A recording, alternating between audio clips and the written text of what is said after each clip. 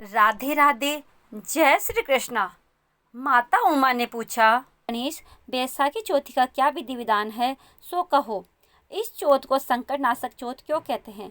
तब भगवान श्री गणेश जी महाराज ने अपने श्रीमुख से कहा कि जगजननी माता, बैसाख कृष्ण चतुर्थी को होने वाली चौथ सर्व प्रकार के संकट आने वाली है, इसलिए इस चौथ को संकटनाशक चौथ भी कहते हैं। इस दिन मेरी गणेश जी की पूजा की जाती है। बैसाख की चौथ की कहानी। किसी गांव में एक विधवा माता और उसका पुत्र रहता था। वह गायों को चराकर अपना पालन पोषण करता था। उसकी माता 12 मासी चौथ माता का व्रत करती थी। वह हर महीने की विनायक चौथ को चूरमे के 5 लड्डू बनाती थी। उनमें से एक चौथ माता का, एक गणेश जी का, एक गाय का निकाल कर दान करती, एक बेटे को खिलाती और एक स्वयं खाती। जब बैसाख महीने की चौथ थी, बेटा पड़ोसन के घर गया। वहाँ चूरमा देखकर पूछने लगा। तब वह बोली, आज बैसाखी चौथ है, इसलिए मैंने चूरमा बनाया है। तेरी माँ तो हर महीने चौथ का व्रत करके बहुत सारे लड्डू बनाती है, पर तुझे केवल एक ही लड्डू खाने को देती है, ठंडी बासी रोटी को खाने को देती है।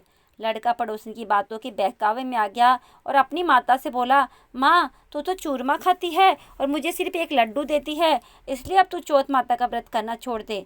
माँ ने कहा, बेटा, मैं तो चौथ माता का व्रत तेरी ही सुख शांति के लिए करती हूँ, मैं यह व्रत नहीं छोड़ सकती। यह सुनकर बेटा नाराज होकर विदेश जाने लगता है। माँ बोली, बेटा, यदि तू मेरे से नाराज होकर विदेश जाना चाहता है तो ये माता जी की आंखें अपने साथ ले जा। यदि तेरे पर कोई संकट आए तो चौथ माता और विनायक जी का नाम लेकर इन्हें डाल देना, तेरा संकट दूर हो जाएगा। लड़का आंखों को लेकर विदेश चला गया।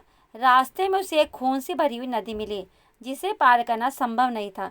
लेकिन उस संकट की घड़ी में उसे अपनी माँ की याद आई और उसने एक आखा चौथ माता का नाम लेकर उस नदी में डाल दिया और कहा, चौथ माता, यदि तू सच्ची है और मेरी माँ तेरे लिए व्रत करती है तो ये नदी दूध और पानी से भर जाए और मुझे रास्ता मिल जाए। उसके ऐसा कहते ही रास्ता मिल गया। आगे चलने पर भयंकर जंगल से भी इसी प्रकार आंखें फोड़ कर गुजरना पड़ा। आगे चलकर एक नगर में पहुंचा। उस राजा के यहाँ रोज एक मिट्टी के बर्तन का लाव पकता था।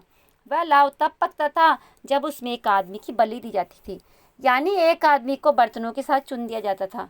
उस लड़के ने वहां जाकर देखा, एक बुढ़िया माई आटा पीसती जा रही है और रोती जा रही थी। लड़के ने इसका कारण पूछा। तब बुढ़िया माई बोली कि आज मेरे इकलौते बेटे को इस अलाव में जाने का नंबर है।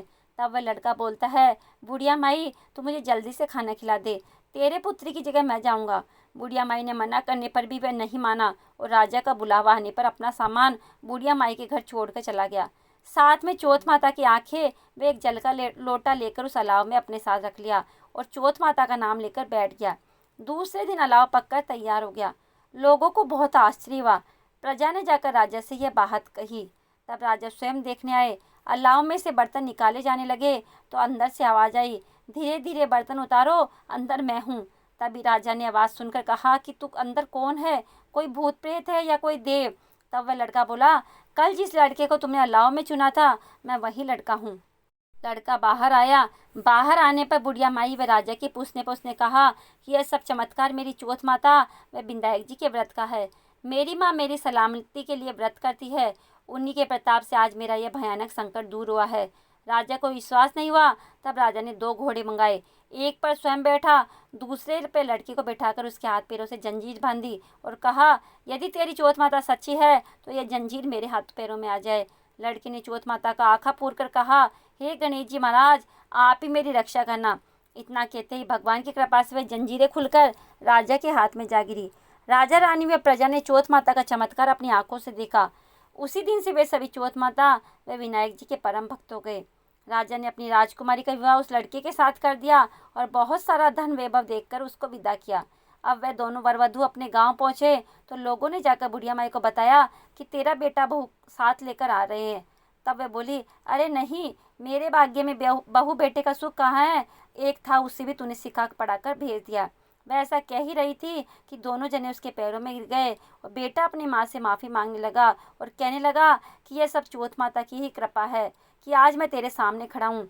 उसके बाद उसने सारी नगरी में ढिंढोरा पिटवा दिया कि सारी सुहागनें बेटे की माँ हो सके तो और लड़कियां भी चौथ माता का व्रत करे और हो सके तो पूरे 12 महीने की चौथ करे, नहीं तो चारों बड़ी चौथ का व्रत करे, नहीं तो 2 चौथ का व्रत तो अवश्य ही करे। हे चौथ माता, जैसा तुमने बुढ़िया माई और उसके बेटे को दिया, वैसा सभी कहानी कहने वाले, सुनने वाले और सभी को देना। जय माँ चौथ माता। इसके बाद विनायक जी की कहानी भी सुने। विनायक जी की कहानी। एक विनायक जी थे। एक हाथ में थोड़े से चावल और दूसरे हाथ में एक छोटी लोटिया में थोड़ा सा दूध लेकर घूम रहे थे कि कोई मेरे लिए चावलों की खीर बना दो। अब इतनी थोड़ी सी सामग्री से खीर कोई कैसे बनाए, इसलिए कोई राजी नहीं हो रहा था। अंत में एक बुढ़िया माई ने कहा कि ला बेटा, मैं तेरे लिए खीर बना देती हूँ। विनायक जी महाराज को अंदर बिठाकर बुढ़िया माई बाहर जाने लगी तो विनायक जी पूछने लगे कि कहाँ जा रही हो। इस पर बुढ़िया माई ने कहा कि बेटा, खीर बनाने के लिए बर्तन मांग लाऊं, फिर बना दूंगी। तो विनायक जी बोले कि माई, घर में सब कुछ है, अंदर आके तो देख। बुढ़िया माई जैसे ही वापस अंदर आई तो देखा कि दूध का भगोना भरा हुआ है और चावलों की परात भरी हुई रखी है। उसने अंदर आके चूल्हा जलाया और बड़े से बर्तन में खीर पकाने के लिए रख दी और काम से बाहर चले गई। खीर में उबाल आ गया और खीर निकलने लगी तो बुढ़िया माई की बहू ने कटोरा भर दिया और घर का दरवाज़ा बंद करके गणेश जी को छींटा लगाकर खीर खाने लगी। थोड़ी देर बाद बुढ़िया माई आई और विनायक जी महाराज से बोलने लगी कि बेटा, खीर बन गई है, आके खा ले। इस पे विनायक जी महाराज बोले कि माई, मैंने तो तभी खा ली जब तेरी बहू ने छींटा दिया था। अब बुढ़िया माई ने बहू को पूछा कि उसने खीर झूठी क्यों की। तब बहू बोलने लगी कि सासू माँ, खीर बाहर निकलने लगी थी तो मैंने कटोरे में भरकर खा ली और गणपति जी को भी खिला दी। फिर माई ने विनायक जी महाराज को देखा और पूछा कि महाराज, अब इस खीर का क्या करूँ। विनायक जी महाराज बोले कि माई, खा ले और बांट दे। बुढ़िया माई कितनी खीर खा सकती थी, उसने बाकी की खीर बांटनी शुरू कर दी। लोगों ने देखा तो बात बनाई कि कल तक तो बुढ़िया माई खुद भूखी रहती थी, पर आज खीर बांट रही है। विनायक जी महाराज की कृपा से खूब अन्न धन हो गया। टूटी झोपड़ी सा घर महल में बदल गया। नौकर चाकर आ गए और सब तरह की मौज हो गई। हे विनायक जी महाराज, जैसा आपने बुढ़िया माई को दिया, जैसी कृपा आपने बुढ़िया माई पर की, वैसी कृपा सब पर करना, अपने भक्तों पर करना। कहानी कहने वाले, सुनने वाले और हुंकारा भरने वाले सब पर अपनी कृपा दृष्टि बनाए रखना। जय चौथ माता, जय विनायक जी महाराज, सब पर अपनी कृपा दृष्टि बनाए रखना।